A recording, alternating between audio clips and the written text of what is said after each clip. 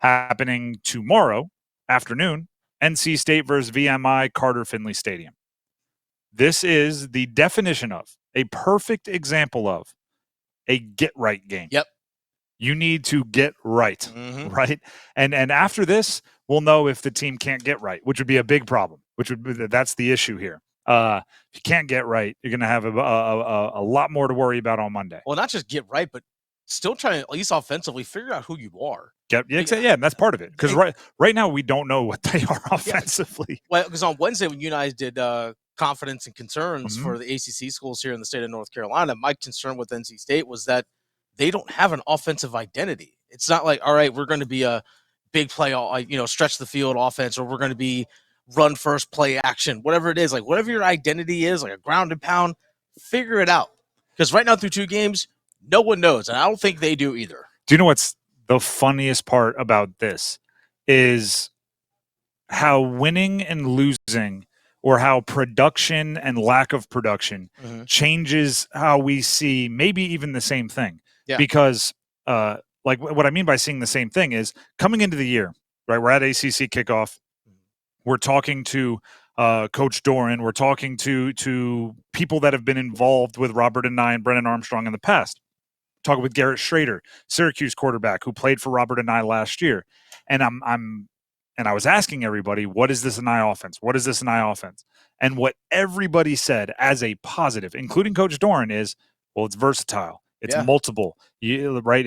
He's the offensive coordinator for Brennan Armstrong at UVA when he threw for 4,500 yards. He's also the offensive coordinator for Bryce Perkins at UVA when he ran for 1,000 yards. A lot, yeah. So it was all of these, and Bryce Perkins was the quarterback prior to Brennan Armstrong at UVA. So it was all about how it can be anything. It can be whatever the roster is built for. Robert and I finds what they do best and does it.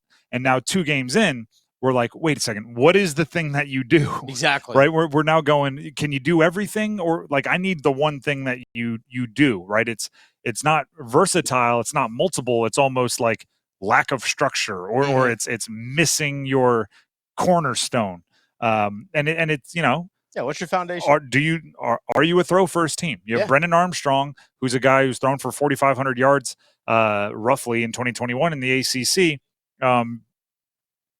But you haven't been able to complete a ton of passes, right? And are you a quarterback run team? That's what you look like against UConn, but then Brennan Armstrong was getting beat up against Notre Dame. And it's like it goes from versatile to lack of identity just by way of what the scoreboard says. Yeah. Right? Because if you're like throwing a little, running a little, a little bit of quarterback run, a little bit of screen game, a little bit of this, a little bit of that, but you're winning by 30, we're going, look how versatile the offense is. They can do it all. And then if you're a little bit of run, a little bit of pass, a little bit of play action, a little bit of this, and you just got beat by 20 by Notre Dame at home, we're going, what's your identity? Yeah. What do you do? So it's almost like Robert and I and the offense and Brennan Armstrong and everybody involved needs to buckle down and decide, like, we're going to take all of our general breadth classes. We're going to take, geology, and we're going to take English 101, but we need to decide what we major in, right? We need to decide what's our core study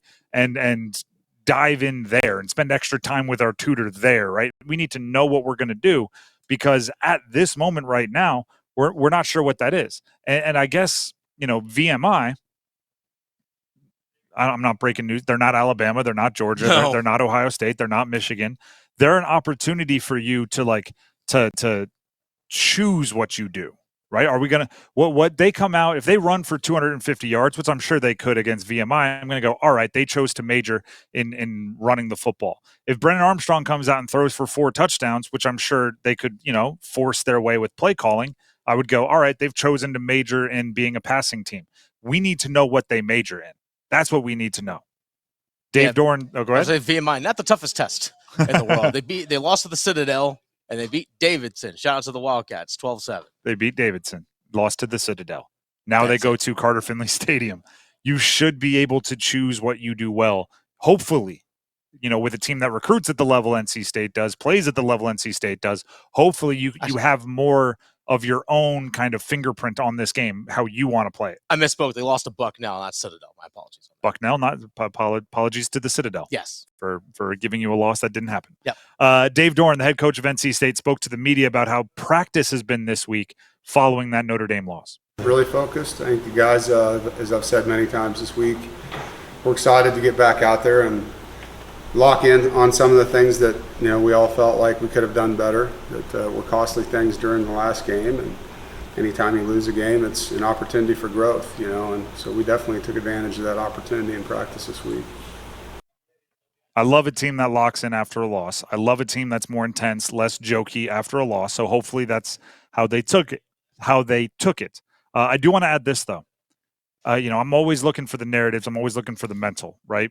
In the modern sports world, so much is analytics, so much is numbers on a calculator rather than people. Yeah. I do think there was a bit of, starting with that UConn game, a bit, and no one would say it out loud, but like Anai and Armstrong are back together. This is going to be awesome. Anai and Armstrong are back together. This is going to be awesome. And then there was a little struggle, and everyone went like, "Whoa! I thought y'all two were dominant together." Yeah.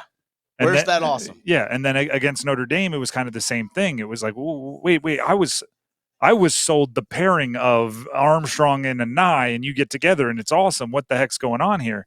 So maybe against VMI, it's an opportunity for everybody to go, oh, that's what you guys do. All right, we had to wait a little bit, but I see it now. I didn't see it the first 2 weeks. I see it now. And that can just kind of relax everybody. And also, think about it from Brennan Armstrong's perspective. And Mike Glennon and I, former NC State quarterback, went into this on the Pack Therapy podcast this week, which was out this morning, and you can find it everywhere podcasts can be found. But maybe Brennan's pressing a bit, right? Maybe. He was brought in as a sixth-year senior to be the guy, right? And he comes in with all of this hype. When things go a little haywire, maybe it is like, I have to make this play, right? Maybe that last interception, which was one that was completely on him against Notre Dame, was him forcing it because he felt like he had to. So there's highs to come down from in a lot of different ways, right? There's high stress that a big game against VMI might lower. There's high expectations that a big game against VMI might kind of quell a little bit, right? And that's important when you're talking of people rather than numbers, right? Brennan Armstrong is a guy who struggled last year at UVA and left UVA to come to NC State. He's not just the numbers you find next to his name on his ESPN player page. They're not just stats. So think about it like that, and maybe you'll come to a different little opportunity here.